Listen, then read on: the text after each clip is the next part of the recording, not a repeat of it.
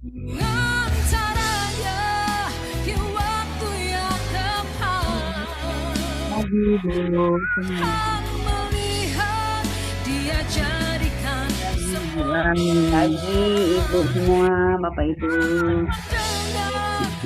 Pagi Bu Ijo, Mulani. Bu Nancy, Pak Jusma, Bu Pihu, selamat pagi. Selamat pagi Maklum semua. Buna. Selamat pagi Bapak Ibu semua. Selamat pagi Pak Dani. Bu Duma, selamat pagi. Itu Kakak. Selamat Dani. Sina juga. Shalom juga Bapak Ibu terkasih dan juga saudara-saudara. Selamat pagi ya Bunda. Selamat pagi. Oma Lili, shalom. Sehat Oma. Gitu lah.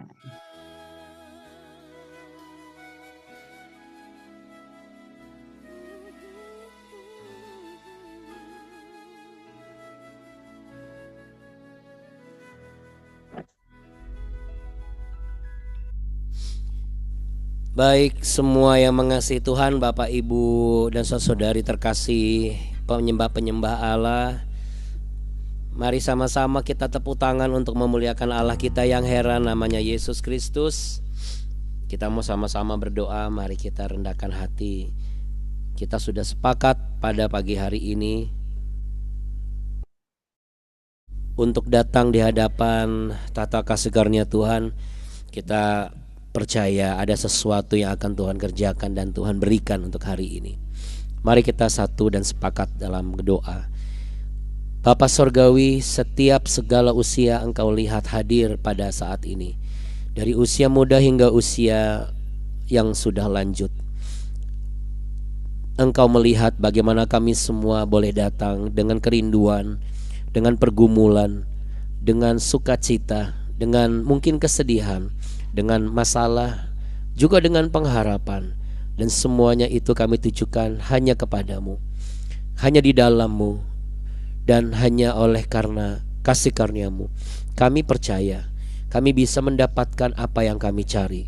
Kami bisa menerima apa yang kami butuhkan, dan kami siap menerima urapan yang baru, lawatan kuasa-Mu, sehingga yang sakit boleh menjadi sembuh, yang sedang dalam perawatan boleh mengalami pemulihan yang sempurna, yang mengalami pergumulan boleh Tuhan teguhkan imannya dan kuatkan dan mampukan untuk mengatasi setiap pergumulan yang ada. Dan yang mencari kelegaan, Tuhan akan memberikan kepuasan dan kelegaan. Bapa kami yang ada di dalam sorga, dikuduskanlah nama-Mu, datanglah kerajaan-Mu, dan jadilah kehendak-Mu di bumi seperti di surga. Berikanlah kami pada hari ini makanan kami yang secukupnya, dan ampunilah kami akan kesalahan kami, seperti kami juga mengampuni orang yang bersalah kepada kami. Dan janganlah membawa kami ke dalam pencobaan, tapi lepaskanlah kami daripada yang jahat.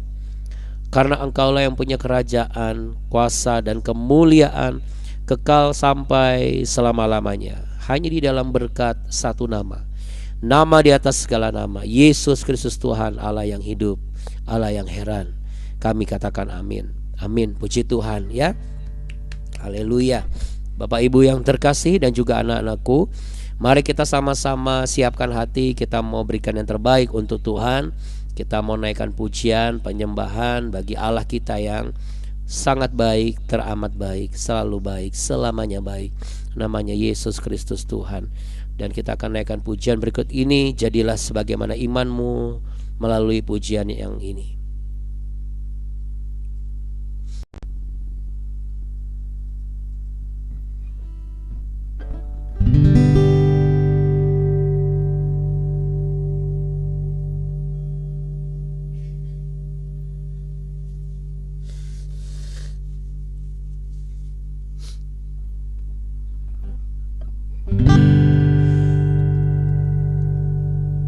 Ku tidak takut,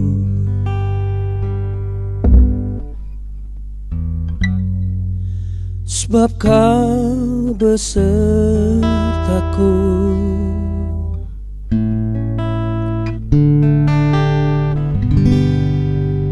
ku tidak bimbang, sebab Engkau Allahku.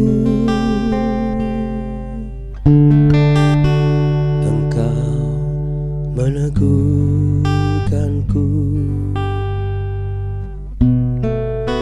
bahkan menolongku. Kau batu karangku, Yesus Tuhan.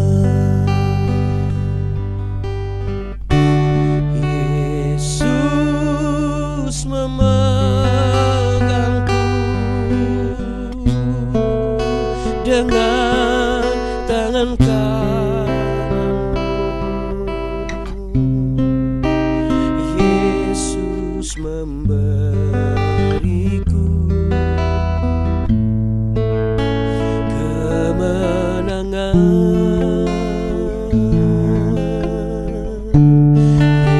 Yesus memegangku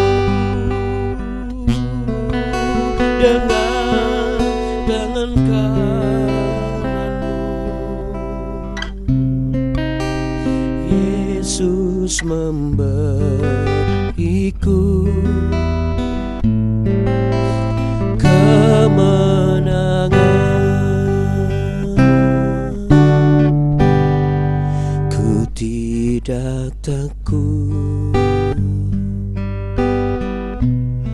sebab Kau besertaku. Ku tidak bimbang, sebab Engkau Allahku. Engkau meneguhkanku, bahkan menolongku. Kau batu karangku, Yesus Tuhan.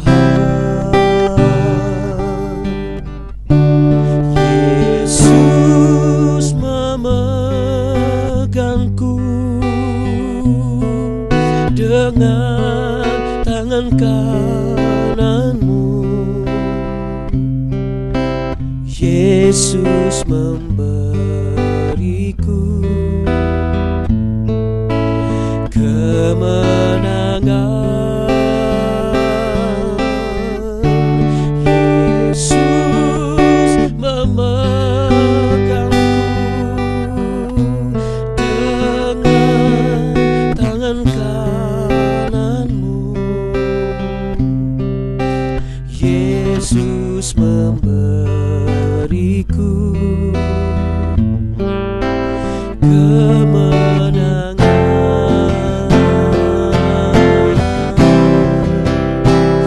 Tiada yang bisa memberiku kemenangan yang sejati kecuali Engkau ya Tuhan. Kau kalahkan kematian di atas kayu salib.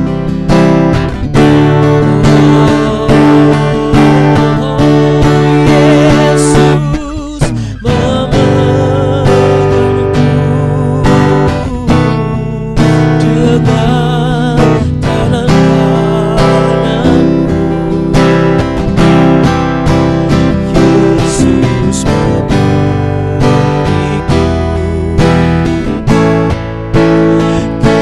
kemenangan. Mari angkat tangan kita sama-sama katakan. Yesus memegangku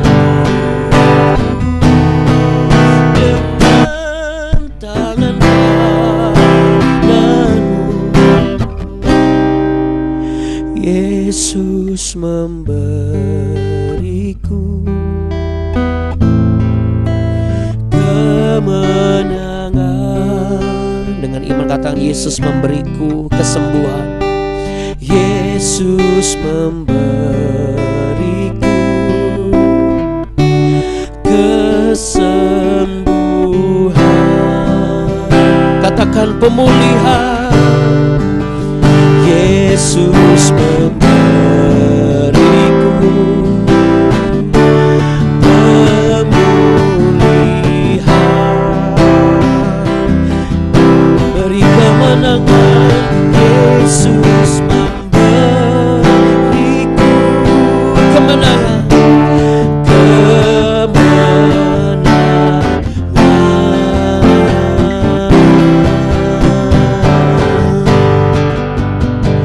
beri tepuk tangan yang meriah untuk sumber kemenangan kita sejati, Tuhan Yesus Kristus. Sama-sama katakan amin. Amin, puji Tuhan. Haleluya. Ya, diberkatilah setiap saudara yang sungguh-sungguh bernyanyi dan menaikkan pujian, sebab Allah ditinggikan hanya dengan pujian dan penyembahan yang layak, juga dalam sorak-sorai yang penuh sukacita dan rasa syukur. Baik Bapak Ibu yang terkasih, kita mau sama-sama langsung masuk ke dalam pembahasan. Siapkan Alkitabnya, jangan bengong ya. Baik anak-anakku juga, tolong disiapkan Alkitabnya, dibuka Alkitabnya.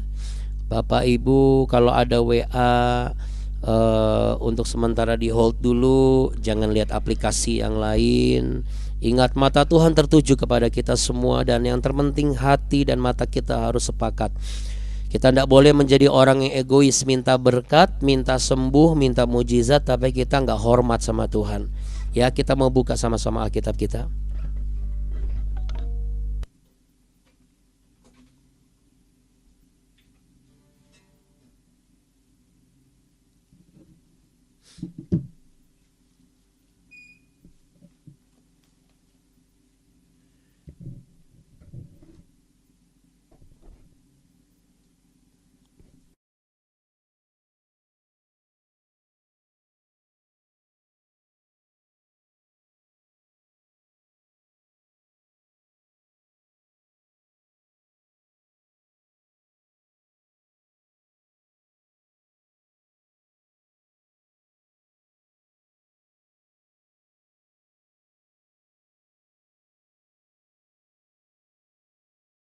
Ya, Bapak Ibu dan juga anak-anakku yang terkasih, terima kasih kita sudah sepakat. Oke, kita mau sama-sama membaca perikop yang baru, yaitu di 1 Tawarikh pasal 18 ayat yang pertama sampai ayat yang ke-17 ya. Satu perikop yang besar dan satu perikop yang kecil. Kemenangan Daud. Sesudah itu Daud memukul kalah orang Filistin dan menundukkan mereka. Lalu ia merebut Gad dan segala anak kotanya dari tangan orang Filistin. Dan Daud memukul kalah orang Moab, sehingga orang Moab takluk kepadanya dan harus mempersembahkan upeti. Selanjutnya Daud memukul kalah Hadadezer raja Zoba dekat Hamat. Ketika ia pergi menegakkan kekuasaannya pada sungai Efrat, Daud merebut daripadanya 1.000 kereta, 7.000 orang pasukan berkuda dan 20.000 orang pasukan berjalan kaki. Lalu Daud menyuruh memotong urat keting dan segala kuda kereta, tetapi dengan meninggalkan 100 ekor kuda kereta. Lalu orang Aram dari Damsyik datang menolong Hadadezer raja Zoba, tetapi dari antara orang Aram itu Daud menewaskan 22.000 orang. Kemudian Daud menempatkan pasukan-pasukan pendudukan di daerah orang Aram dari Damsyik, dan orang Aram itu menjadi budak Daud yang harus mempersembahkan upeti. Tolong digarisbawahi ya ini. Tuhan memberi kemenangan kepada Daud kemanapun ia pergi berperang. Ya, bisa di highlight pakai stabilo atau misalnya pakai pensil. Ya, atau dicatat di ayat yang ke-6 bagian B ya. Tuhan memberi kemenangan kepada Daud kemanapun ia pergi berperang. Sesudah itu Daud mengangkut perisai-perisai emas yang dipakai oleh orang-orang Hadadezer lalu membawanya ke Yerusalem, dan dari Tibhat dan dari Kun, yaitu kota-kotanya Hadadezer, Daud mengangkut amat banyak tembaga. Daripadanya Salomo membuat laut tembaga, tiang-tiang dan perlengkapan tembaga. Ketika didengar Tou Raja Hamat bahwa Daud telah memukul kalah seluruh tentara Hadadezer Raja Zoba, maka ia mengutus Hadoram anaknya maksud saya, kepada Raja Daud untuk menyampaikan salam dan mengucapkan selamat kepadanya, karena ia telah berperang melawan Hadadezer dan memukul dia kalah, sebab Hadadezer sering memerangi Tou. Dan Hadoram membawa pelbagai barang-barang emas, perak dan tembaga. Juga barang-barang ini dikhususkan Raja Daud bagi Tuhan, bersama-sama perak dan emas yang diangkutnya dari segala bangsa, yakni dari orang Edom, dari orang Moab, dari Bani Amon, dari orang Filistin, dan dari orang Amalek. Abisai anak Zeruya menewaskan 18.000 orang Edom di lembah Asin. Lalu ia menempatkan pasukan-pasukan pendudukan di Edom, sehingga seluruh Edom diperbudak oleh Daud. Tuhan memberi kemenangan kepada Daud kemanapun ia pergi berperang. Pegawai-pegawai Daud. Demikianlah Daud telah memerintah atas seluruh Israel dan menegakkan keadilan dan kebenaran bagi seluruh bangsanya. Yoab anak Zeruya menjadi panglima, Yosafat bin Ahilud menjadi bendahara, Zadok bin Ahitub dan Ahimelech bin Abiatar menjadi imam, Sausa menjadi panitera, Benaya bin Yoyada menjadi panglima orang Kreti dan orang Pleti. Dan anak-anak Daud adalah orang-orang utama yang diperbantukan kepada raja. Ya, baik. Yang mau belajar kebenaran sama-sama katakan amin. Ya, Bapak Ibu yang terkasih dan juga anak-anakku yang dikasihi oleh Tuhan Yesus Kristus, hari ini kita belajar ada 3 hal yang Roh Kudus akan ajarkan untuk bisa jadi pegangan dan pembelajaran kita sebagai orang Kristen. Ya, sebagai hamba Tuhan, Abuna bukan hanya sekedar tugasnya khotbah, bukan hanya sekedar mengembalakan gereja, tetapi juga harus mengajarkan perilaku dan etika, norma dan juga hal-hal yang sifatnya mendasar supaya kehidupan orang percaya itu tidak mengalami hambatan, ya, semuanya dilancarkan. Nah, ada beberapa hal. Hal yang pertama adalah yang harus disematkan di dalam pikiran kita dan juga hati kita dan sukma kita atau jiwa kita. Katakan sama-sama, Yesus memberiku kemenangan. 1, 2, 3. Yesus memberiku kemenangan. Taruh tangan di dada sama-sama. Yesus memberiku kemenangan. Oke, kemenangan ini apa? Emangnya kita ini sedang berperang, Abuna? Kadang-kadang saya suka bingung nih sama orang-orang ketika misalnya ditanya sama orang yang di luar Kristiani misalnya, kamu kok sering sih ngomong kemenangan-kemenangan? Emang kamu perang terus ya?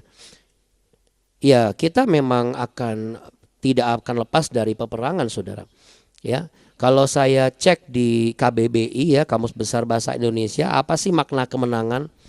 Kemenangan itu jika melihat dari penjelasan KBBI diambil dari kata dasarnya yaitu menang. Katakan menang. Yang artinya apa? Penjabarannya itu dapat mengalahkan dalam kurung musuh, lalu kemudian lawan dan saingan. Atau ada arti lain, menang sama dengan unggul. Ya, karena unggul dia bisa mengalahkan musuh, lawan dan saingan. Jadi kalau ditanya lagi, apa sih yang menjadi musuh dan lawan dan juga saingan diri kita ini? Nah, bisa jadi ketika misalnya kalau anak-anak nih tidak dengar-dengaran apa kata orang tua. Nah, itu bisa menjadi lawan, bisa sesuatu yang menjadi bertentangan. Ya, bisa juga ketika musuh kita adalah lingkungan pertemanan, yang akhirnya anak-anak kita ini terpengaruh dengan lingkungan pergaulan yang buruk dan kebiasaan suka menunda-nunda. Kebiasaan suka nanti-nanti kalau ada tugas. Kebiasaan suka entar dulu kalau disuruh belajar misalnya. Lalu kemudian apalagi lawan diri orang percaya, yaitu ketika kita menjadikan diri kita sebagai lawan kita sendiri. Apa itu? Menyembunyikan dosa-dosa tersembunyi dan kita jatuh di dalamnya. Ya. Jadi untuk bisa menang bukan cuma hanya sekedar perang fisik saja. Karena sesungguhnya musuh kita yang terbesar itu adalah dosa kita sendiri. Nah, saingan kita siapa? Saingan kita ini adalah iblis. Kok iblis? Iya, karena iblis itu mau mengambil kita. Dia mau mengalahkan kita, saudara. Tugas iblis itu mengalahkan orang-orang Kristen, mengalahkan anak-anak Tuhan. Lagi ibadah dibuat gak fokus, dibuat nggak mau dengar-dengaran, yang kalau orang dewasa bilang supaya anak-anak Tuhan itu jadi orang-orang yang munafik, bikin orang tuanya kesel, bikin guru-gurunya kesel. Ini kalau dari kacamata anak ya. Kalau dari kacamata dewasa bagaimana? Sama.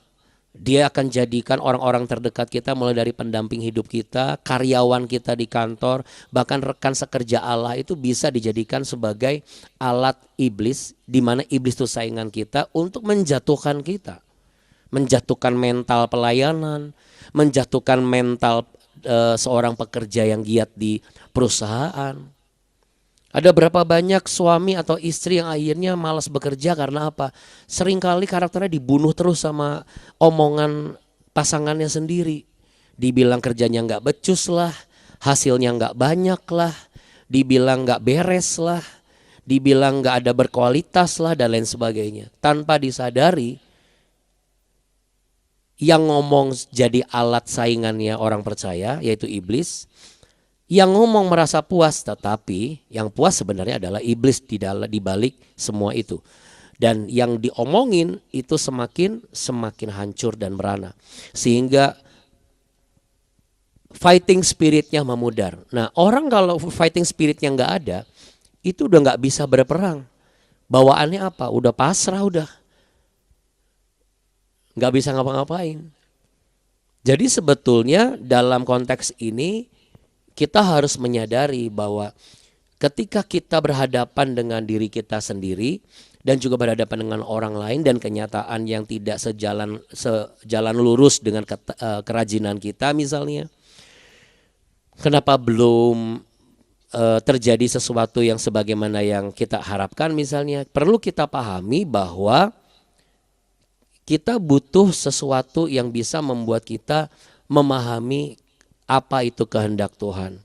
Nah, di sini karena Daud memahami kehendak Tuhan, maka kita bisa melihat bagaimana kemenangan demi kemenangan itu Tuhan berikan. Makanya tadi saya minta di ayat yang ke-6, Tuhan memberi kemenangan kepada Daud kemanapun ia pergi berperang. Emang kalau tidur juga berperang? Berperang juga. Makanya kalau misalnya kita mau tidur enggak doa malam, itu berbahaya, saudara. Kenapa? Karena kalau misalnya kita nggak doa malam, nanti kita nggak bisa memenangkan pertarungan atau peperangan rohani pada saat kita lagi mimpi buruk gitu. Ya, contohnya ketika saya mau menjelaskan arti kemenangan ini, itu saya orang yang jarang mimpi. Tapi yang sering mimpi itu adalah istri saya, Abuni. Tapi ternyata Abuni yang mimpi, saya juga mimpi. Singkat cerita, di mimpi itu kami dihadapkan situasi yang tidak baik. Saya pun juga demikian, tetapi kami mimpi dengan wilayah yang berbeda gitu. Ya, walaupun satu wilayah tidurnya sama, tapi ternyata dunia mimpinya berbeda, beda blok ya, beda blok. Jadi sama-sama mimpi, pas bangun saya mimpi ini. Jadi saya mimpi diperlihatkan sesuatu yang buruk gitu ya. Ada beberapa kali, 4 kali, tapi di yang keempat saya tunjukkan sikap saya bahwa saya nggak takut sama kamu. Terus dia panggil teman-temannya, dia panggil ada rekan-rekannya gitu. Terus penampakan itu mendekat ke saya siapkan bogem, saya bilang sama istri, di dalam mimpi itu ada istri saya bilang, saya lawan dulu ya.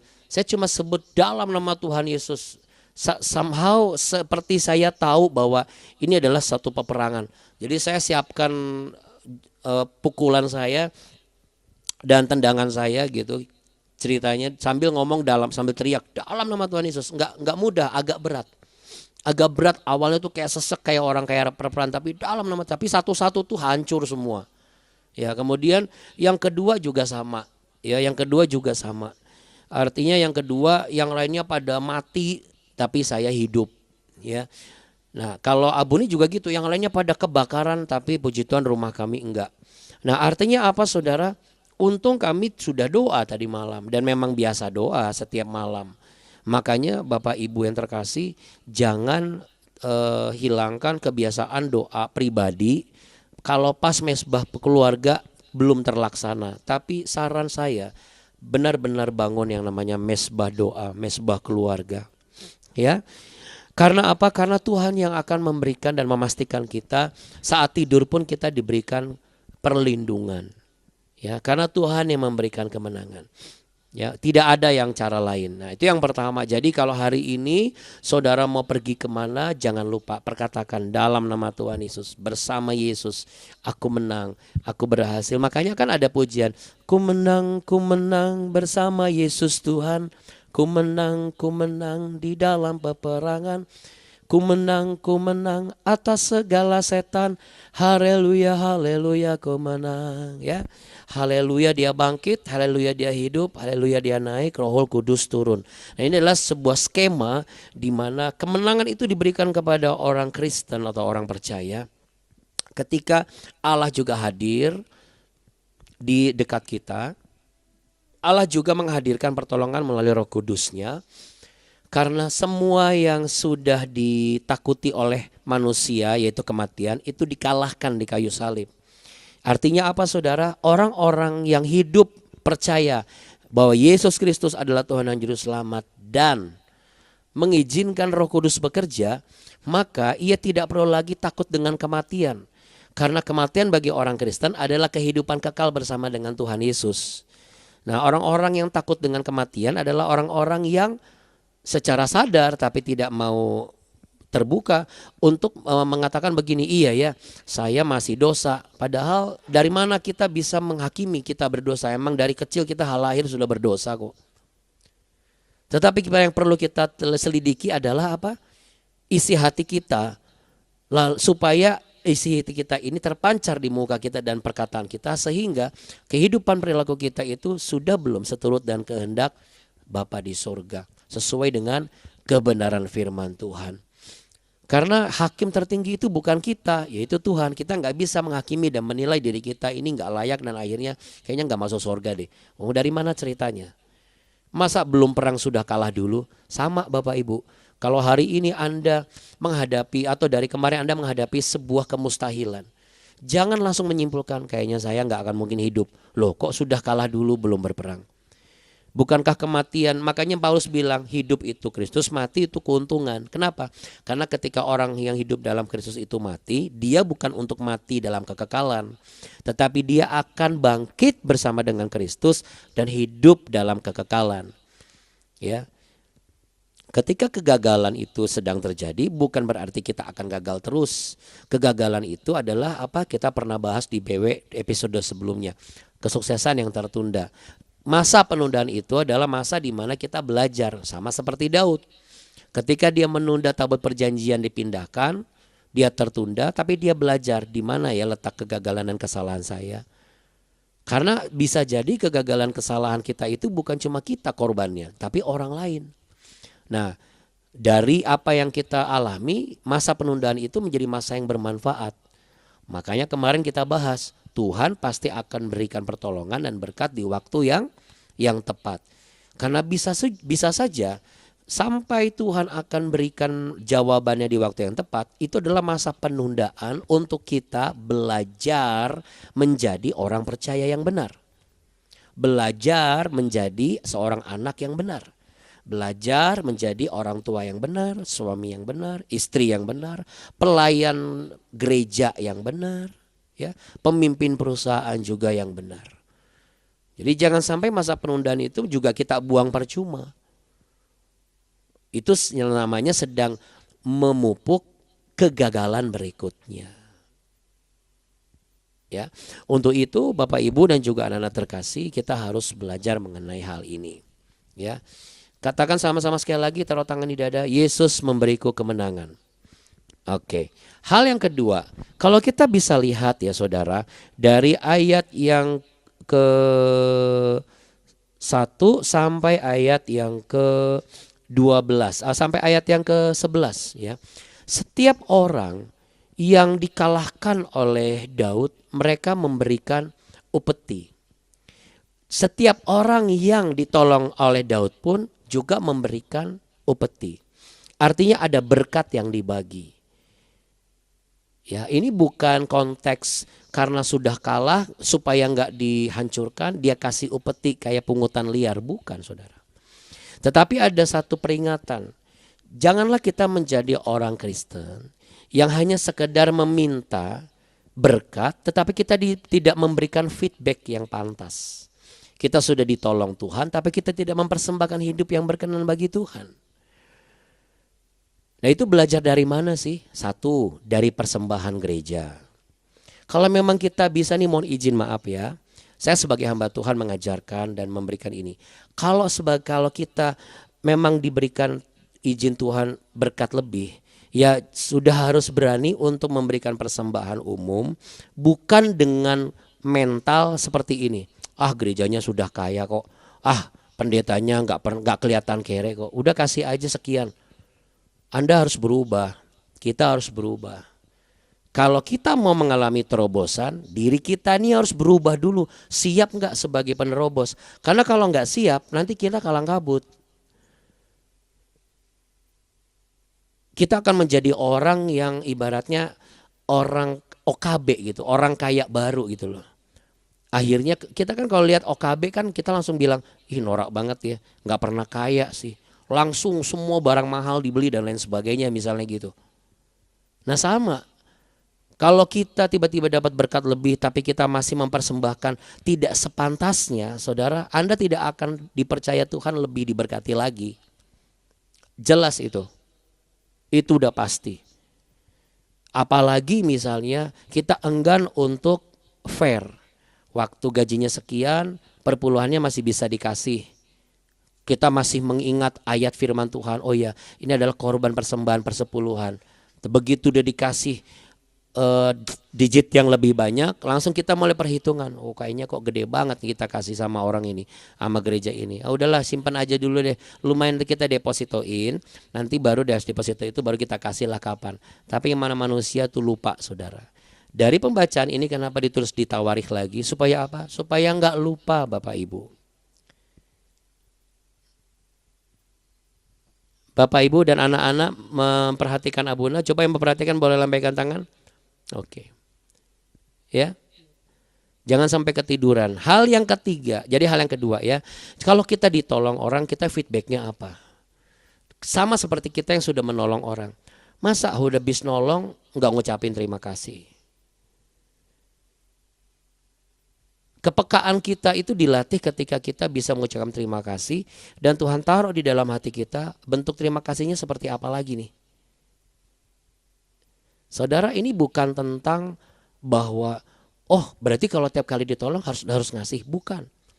Kita akan terlatih menjadi orang yang bisa memberikan feedback yang benar kepada Tuhan. Kalau kita tahu betul bagaimana cara membalas rasa terima kasih dari apa yang kita terima dari seseorang. Sudah barang tentu kita kan diberikan hikmat. Apakah yang kita terima ini bentuk ketulusan atau bentuk pemanfaatan. Nanti Roh Kudus akan memberi tuntunan. Tapi intinya dari apa yang diterima oleh Daud, dia belajar untuk apa? Memberikan feedback yang benar. Sehingga apa yang terjadi kita bisa lihat.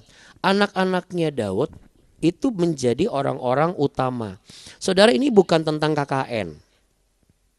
Tetapi ini sebuah legacy Bapak Ibu. Setiap orang tua, setiap pimpinan harus fair. Mana yang harus bisa dipercaya untuk diberikan warisan atau legacy. Diberikan tongkat estafet. Dan itu yang menjadi orang-orang utama. Itu salah satu bentuk rasa terima kasih kita atas sumbangsih mereka. Sehingga kita pun tidak dilupakan, saudara. Jadi lihat keterkaitannya secara keseluruhan. Mulai dari diri sendiri sampai lingkungan keluarga, istana, lalu kemudian orang-orang yang membantu Daud, sampai akhirnya seluruh rakyat. Dan semuanya ditujukan dengan alasan apa? Tuhan yang memberi kemenangan kepada Daud kemanapun dia pergi. Jadi hari ini pun kita mau pastikan menjadi seseorang yang tahu betul memberikan feedback, balasan yang benar sesuai dengan kebenaran ketika kita sudah menerima kebaikan. Ya, bagaimana kalau saya melakukan kebaikan lalu saya tidak di feedback? Ya, kita pun juga tidak perlu khawatir. Kalau kita menjadi contoh, saya sangat yakin lambat laun pasti akan diikuti. Kalau nggak diikuti juga, ya memang orangnya berarti nggak mau ngikut. Ya nggak usah marah-marah. Gak usah merasa kecewa. Karena Tuhan pasti berkeadilan. Kalau dia saja berkeadilan sampai dia mau menjadi manusia untuk menggantikan saudara dan saya. Sehingga supaya orang mati itu tidak dalam kematian yang kekal.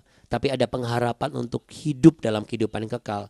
Dengan mengganti dirinya sebagai korban di atas kayu salib. Dan hari ketiga bangkit mengalahkan maut. Sebagai bentuk kemenangan itu.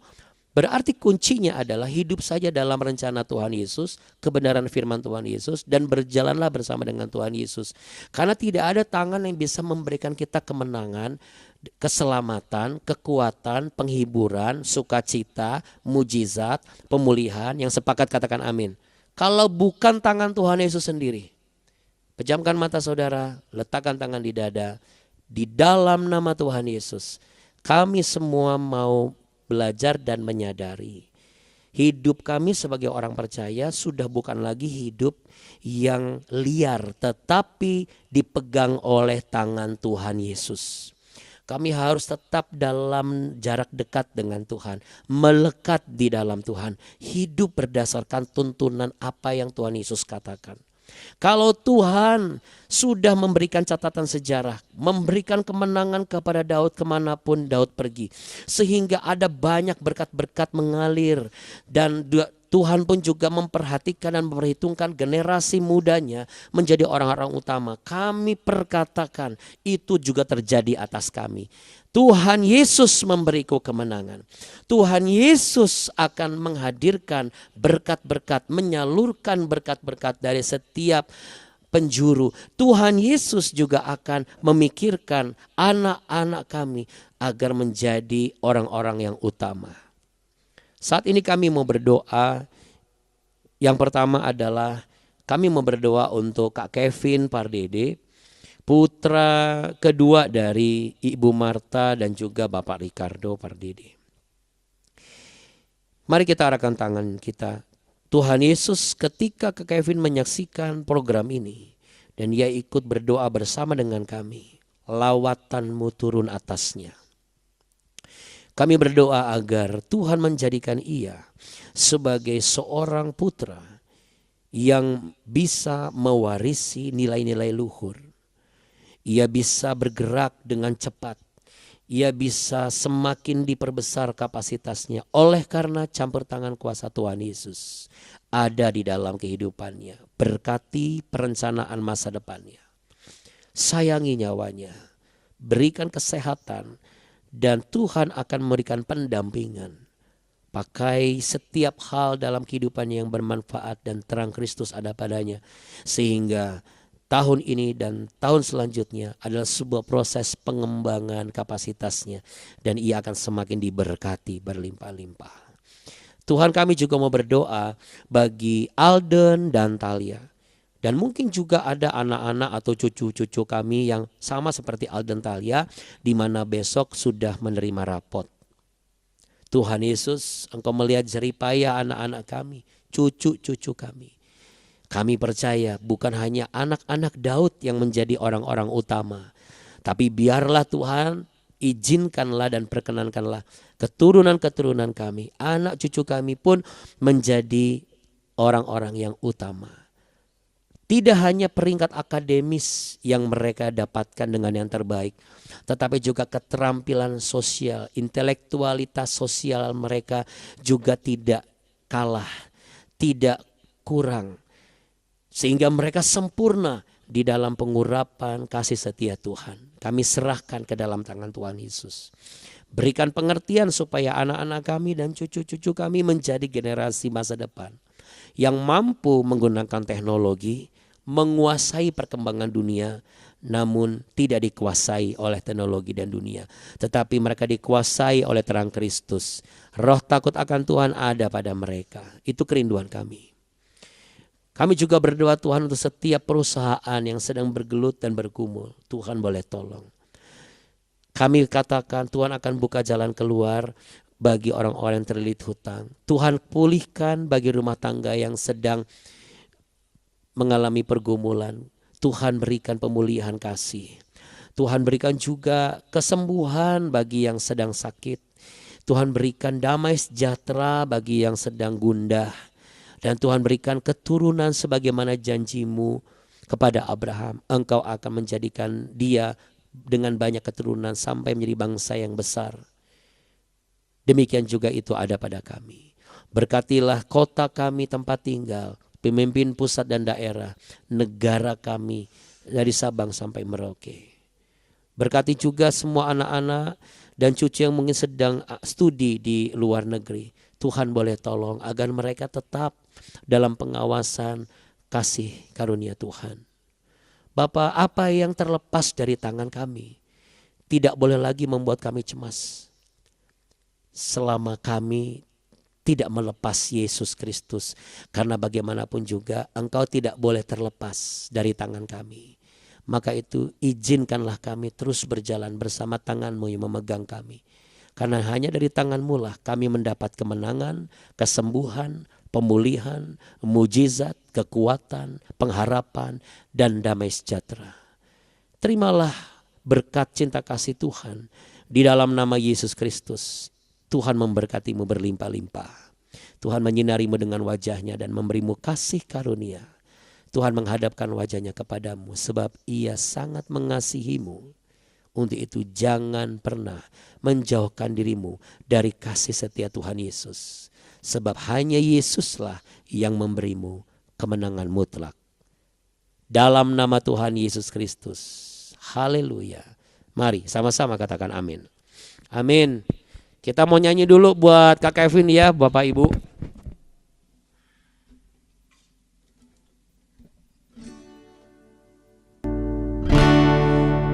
Happy birthday Kak Kevin, happy birthday to you. Happy birthday to you. Happy birthday to you. Happy birthday, happy birthday, happy birthday to you.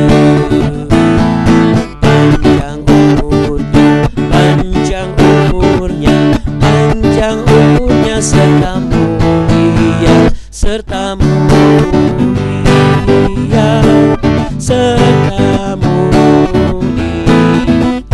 Umur panjang, umur panjang di tangan kanan, di tangan kirinya kekayaan dan kehormatan sampai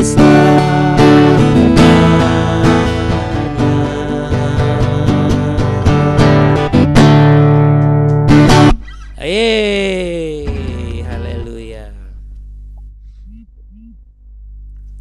Terima kasih Bapak Ibu dan anak-anak sudah sama-sama mau bernyanyi untuk Kak Kevin dan juga untuk semua yang hadir hari ini. Tetap semangat ya Bapak Ibu.